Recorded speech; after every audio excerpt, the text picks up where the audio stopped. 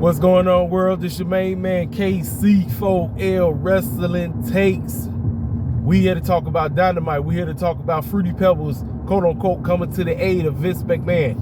We're here to talk about the new young lady that is a part of the writing team. So it sounds like Tony Khan is actually going through and get himself a writing team. Great. Because he desperately needs it. Desperately. We're going to talk about all of that. We're going to go in. There's a lot of things we got to talk about, include Oshea Jackson. We got to talk about it all because I don't think I said anything about it yet. But we got a lot to discuss. All right, let's go ahead and break down what I need to talk about. Let's go ahead and get this Fruity Pebble crap out the way. All right. So yesterday, Fruity Pebbles was on Howard Stern, and he was asked about the whole allegations concerning Vince McMahon. And pretty much the way how he was talking as if the whole thing was a bunch of bull jive. He came to that man's rescue like it was nothing. I said, ladies and gentlemen, that is a lapdog that is sold out to Vince McMahon. We understand there is no Fruity Pebbles without Vince McMahon. We understand it. Look, majority of us aren't wrestling fans without Vince McMahon. We get it. But bro, you sit up there talking about you got to hold cats accountability and that when you have to hold them accountable, you hold them accountable, but Vince ain't do nothing. I'm like, man, stop it. Listen, every single one of us know John Cena sold out. He ain't in Hollywood right now without Vince McMahon. That man sold out. He became the guy in 2004, 2005, and 2006. That's when his whole career shot off. He became the guy. I'm talking about where Roman Reigns is right now. He became the guy. So, how do you become the guy? You got to go through with the whole Illuminati rituals and all that bull jive. So, Fruity Pebbles basically did what he did. Then he goes on Howard Stern and he says a bunch of bull jive. I said, ladies and gentlemen, it's just how the game works. It's no shocking to me. I seen fools online talking, dare John do. It's no shocking to me. Like I said, when you get into that game, you do what you do, and you get big, and you become the guy. That's how the game works. I'm just trying to tell you how it is. That's why I say Fruity Pebbles, he just being a loyal lapdog. That's all he is. He's a loyal lapdog. And he really running around with that gimmick. Loyal hustle, loyalty, and respect.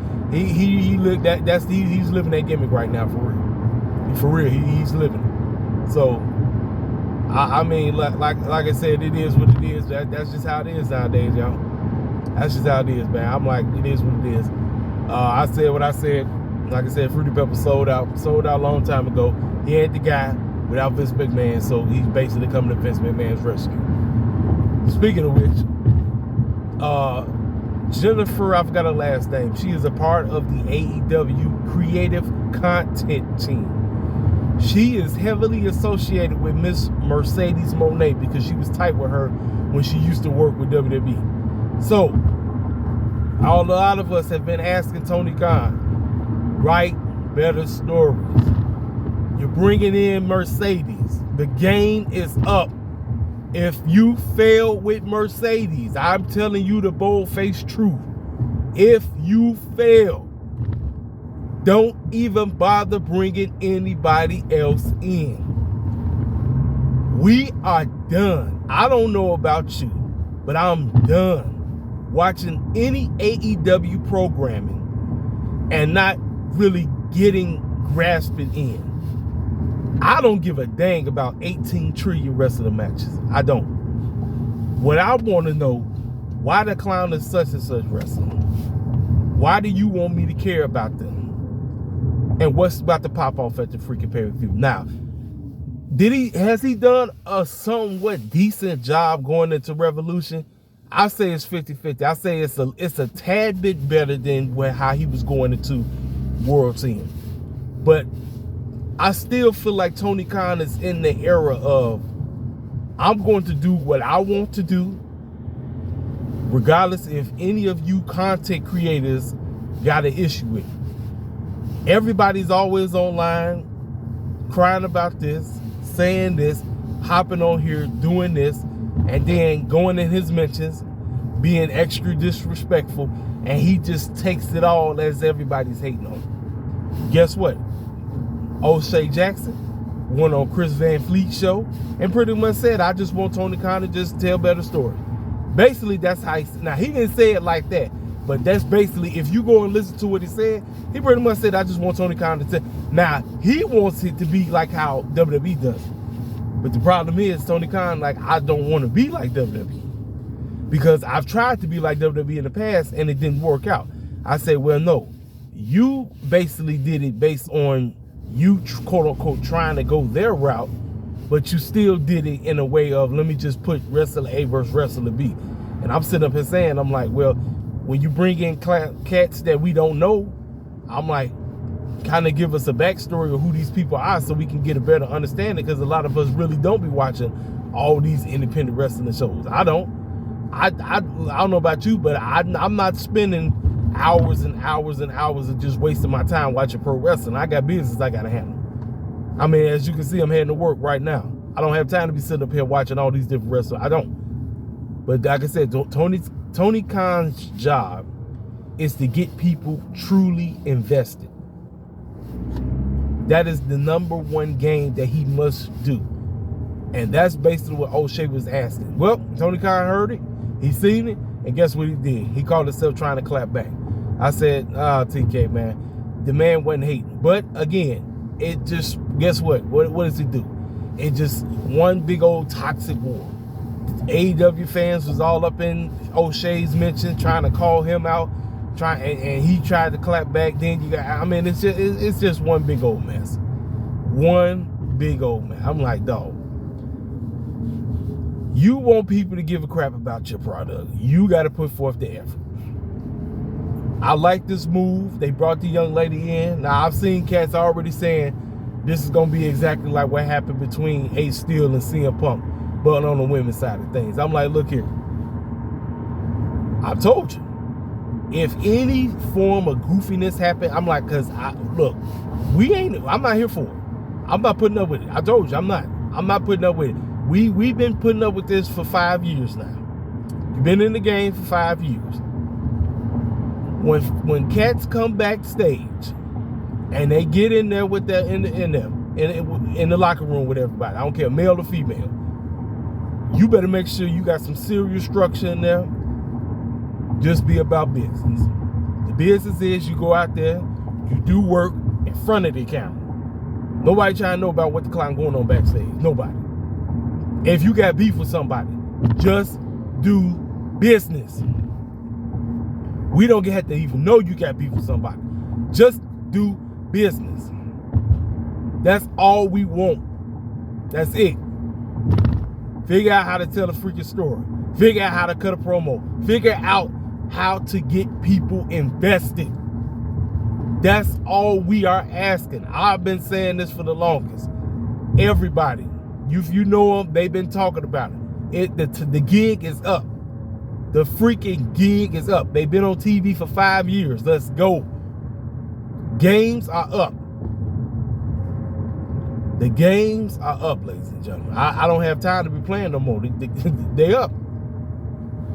So, they came in, what was they at? They was in, man, what was AEW at yesterday? They was somewhere. But anyway, decent sounding crowd, decent.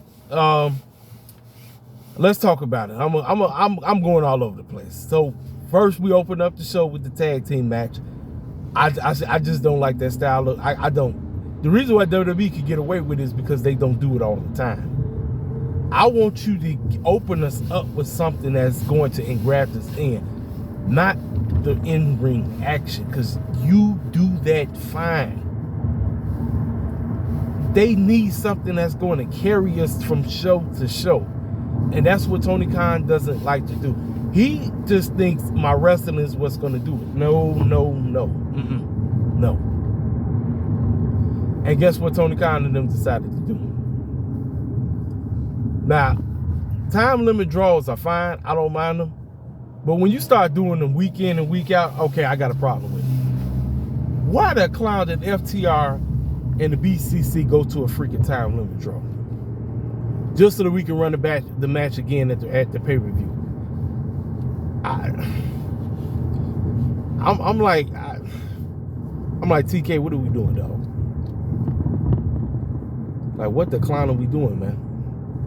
I'm genuinely asking. Like, time limit draws are for something that when something's serious and you know that you don't want to put two cats together and neither one of them want to lose, okay, then you do a time limit draw. But Tony Khan has been doing time. I'm like, dude, how we do back-to-back time limit draw? I'm like, I'm not doing that. I'm not doing it. I won't. I'm not doing back-to-back time limit draw. A time limit draw should be a rarity in AEW. But it's starting to rear its head more and more than it should. When you start doing something, when you start doing something that's often, that you constantly doing over and over again, guess what? It kills the mystique of it. When you do it, when you bring it in rare as a rarity, okay, I don't have a problem with it. But when you constantly doing it because this is what you want to do, I'm like, no, TK, I'm not doing that. But that's exactly what happened. So after the match, they started beating the snot. I mean, they was tearing each other up. They had to be held back. I said, oh boy, I said, doing it again at the freaking pay-per-view. I say, and speaking of which, my man Cash Wheeler, yes, they pressed the charges. So I don't know when the court case is going down, but I'm telling you right now, if that man is found guilty, he's going to jail for 5 years. He has to pay a fine. So it's only by God's grace he can get out of that. We still don't know why he pulled his gun out on whoever it was. We don't know. But again, according to what I've read, they said that if he is found guilty, he has to pay a hefty fine and he has to face up to 5 years in prison. So whatever Tony Khan and them is doing, get it out the way so, we can get to the bottom of whatever we need to get to the bottom of, Because I seen Circus Clowns online say, how come AEW fans ain't going after Cash Wheeler? I said, well, I don't know where y'all been at. But remember at All In, you had 80,000 plus fans basically saying Cash got a gun. I'm like, they were destroying him. They destroyed that boy. All right. So anyway, what else happened, man? Like I said, man, this show, it was decent, but again, we are on our way to a freaking pay-per-view, correct? Your job is to get people excited. That's the #1 goal that you should be focusing on. Instead of doing goofy stuff that just don't add up. I'm like, you doing a whole lot of nothing burgers that's nothing. We got 2 back-to-back women's matches, and we had an unfortunate situation that happened. So Tony went against this rookie girl. I forgot her name. Hometown hero. She was from where the fans was at. It was all right. It was pretty much just to make Tony look strong going into the matchup against Diana. And then right after the match, because she made old girl submit. Right after the match, Diana came out, and you know how every time when they go to Tony, everything is black and white. So when they went back to Diana, everything was in color, and then they went back black and white with Tony. And then when the two of them were standing face to face, I love that split of the camera. I love that. That was nice. I like that added touch they did. That was pretty cool.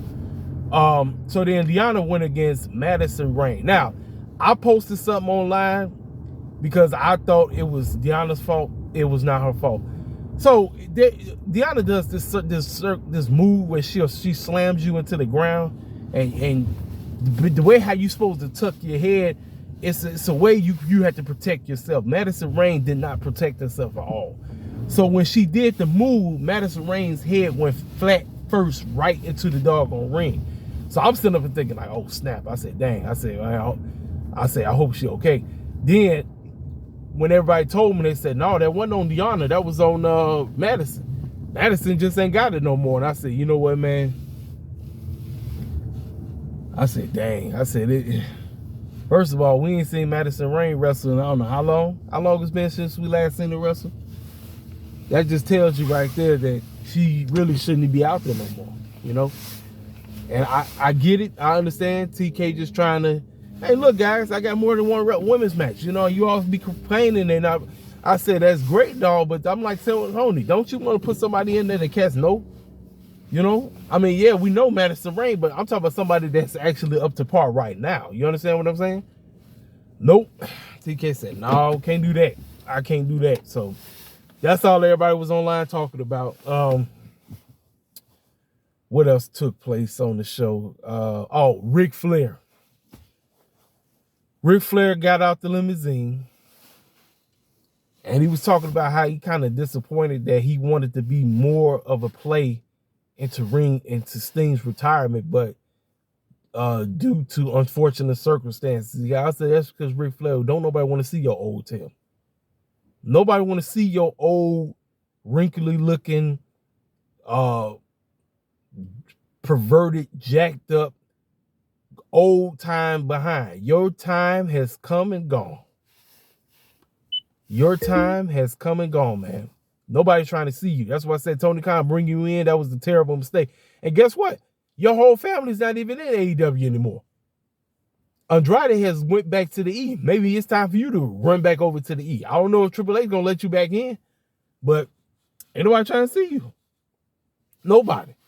I know Sting wanted you a part of it, but nobody's trying to see you. Let me tell you something. Ric Flair was shooting.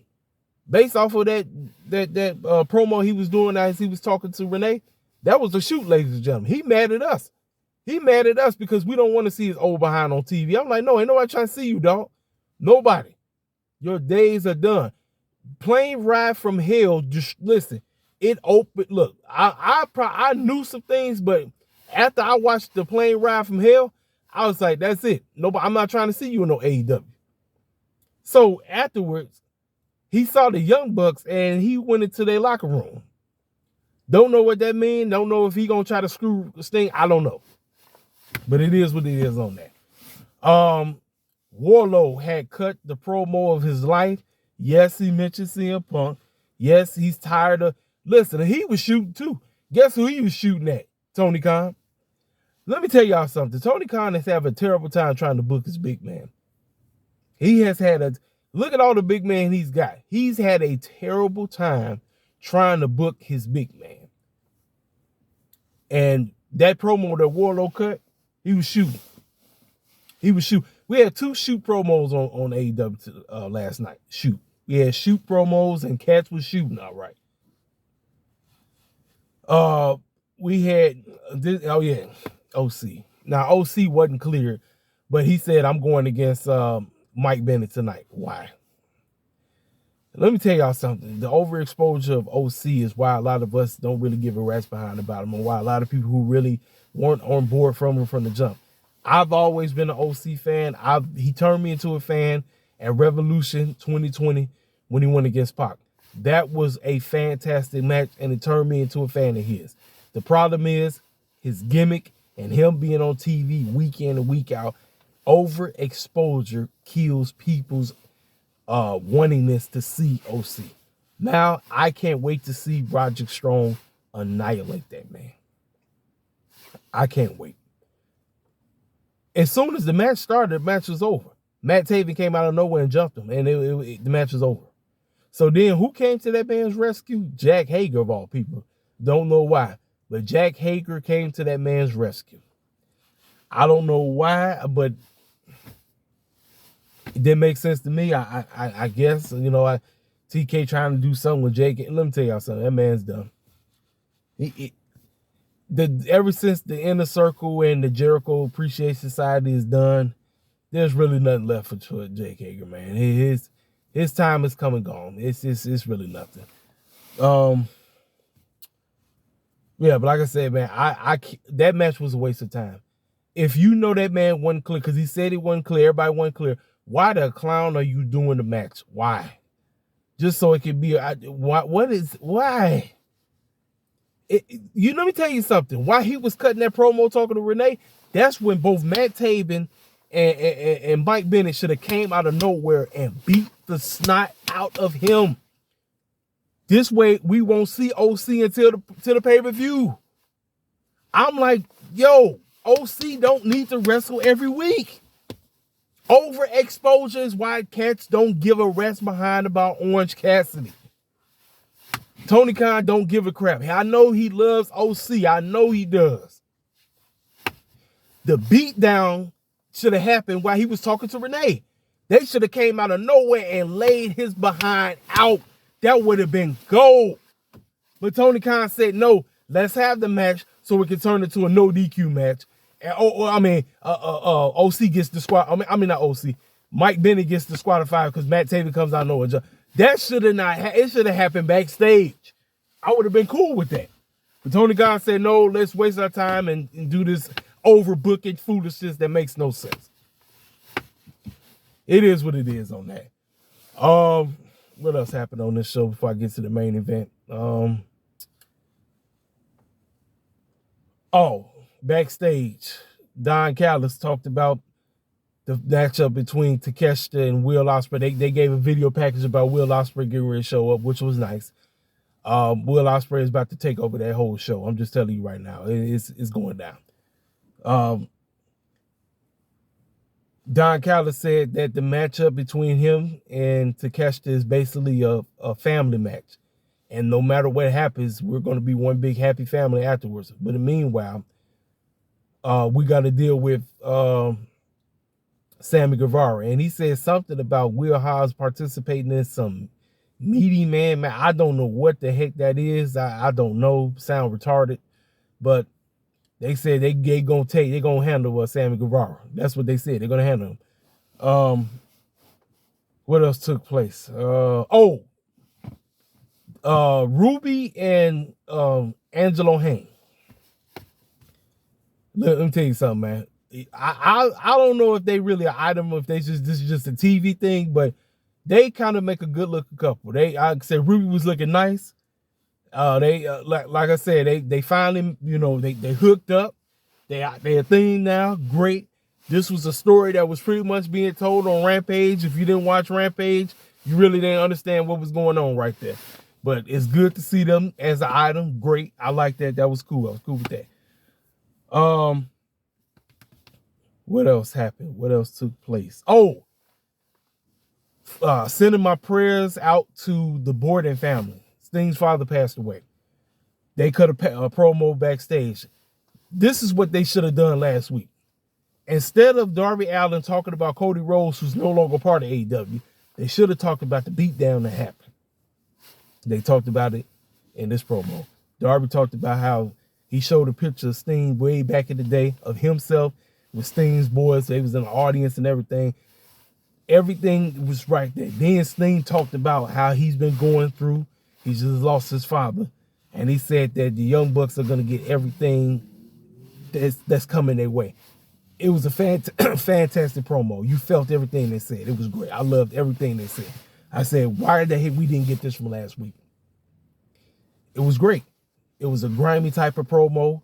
It's unfortunate that, like I said, Sting lost his father. Like I said, prayers out to the Borden family and everything, on behalf of his father and everything.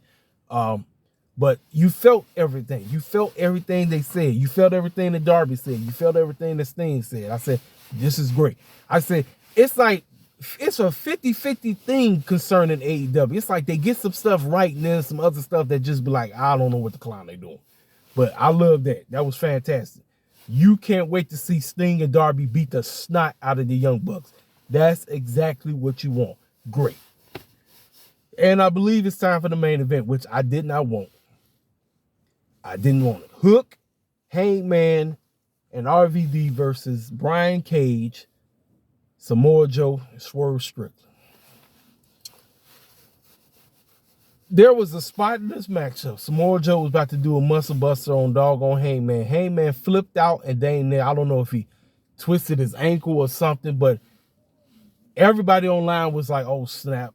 I hope the man is good. And I was like, this is exactly why I don't like cats wrestling on each other before the pay-per-view. I just want Tony Khan and them to figure a way out. Don't give me the match before the match.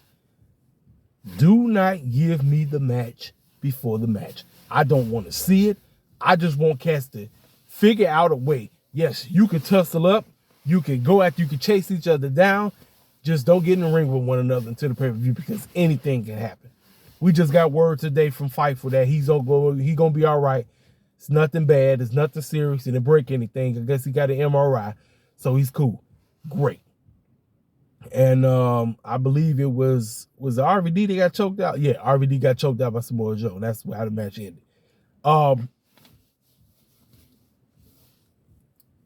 Decent match, but again, like I said, I just don't like catch wrestling. I genuinely don't.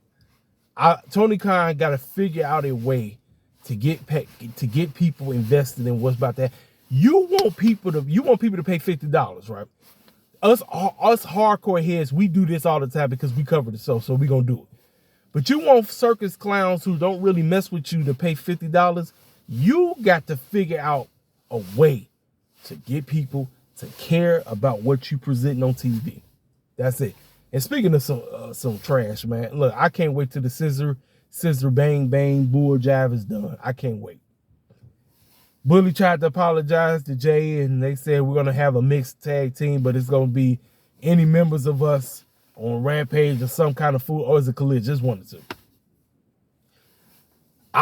I'm ready for them to break up. It should have never been a thing. They should have been trying to gun for them titles from the jump. It should have not taken this long, but I'm telling you, that's what's going to happen. That's pretty much it, man. That's Dynamite. Like I said, a decent show. You know, they still need to get that it factor that they're desperately needing. And it comes down to the writing. It always goes back to what are you trying to show? What are you trying to tell that's going to get people invested? That's what it comes down to, ladies and gentlemen. I'm trying to tell you. I'm just being a genuinely honest fan that's giving an honest take about what the clown I'm watching concerning AEW. I'm not like these shields that shield out and say everything Tony Khan and them is doing is freaking fantastic. No. Oh, how the heck I forget? DG and Christian are about to bang. DG came out there, called Christian out. He said he can't wait to run it back with Adam Copeland when he get back. But he said, I'm turning my full attention to Christian Cage because at Revolution, I'm taking that TNT championship. Christian comes out and he proceeds to go and get super personal with this man. He talks about his mom. He talks about his father who's passed on. Just extra grimy, extra disrespectful. I say Christian Cage has been on a phenomenal run. You can't wait to see these two knuckle up. I say that is a pro testament to how great Christian Cage is. DG, let me tell y'all something. As they all started to come out, Wayne tried to get in there, Lucha, aka Killshot. Daddy Magic got off commentary and was right there and was ready to protect DG. Now, I was sold because I was like, what matchup was going to happen in Revolution concerning the TNT title? Now, I don't know. I don't know if DG gonna get screwed by Daddy Magic. I don't know. I don't know, ladies and gentlemen. Daddy Magic might screw DG. I don't know. He came to his rescue last night, but will he cost him at the pay-per-view? I don't know. But let me tell y'all something. That's called great storytelling. I said, if Tony Khan wants to, that's what you do. We are invested in Daniel Garcia being one of the top mid-card guys that you got. We are invested in this young man. We want to see this young man win. The question is, you have to ask yourself, what the clown is going to happen moving forward. I done went on longer than I was supposed to because I tackled all the extra stuff that I was supposed to talk about yesterday. I just didn't talk about it. But ladies and gentlemen, I ain't got nothing else to say. I gave you my honest thoughts about what I thought about AEW Dynamite. 50-50 show, decent over here. A lot of things that still need heavy improvement. Hey, I ain't got nothing else to say. Y'all know exactly what to do. Hit the comment section up. If you're new to the channel, feel free to subscribe. It's always a pleasure talking with y'all cats. This your main man, KCVL, King Self for Life Wrestling Takes. Make sure you hit that like button. I'm out the door. I'll let you boy.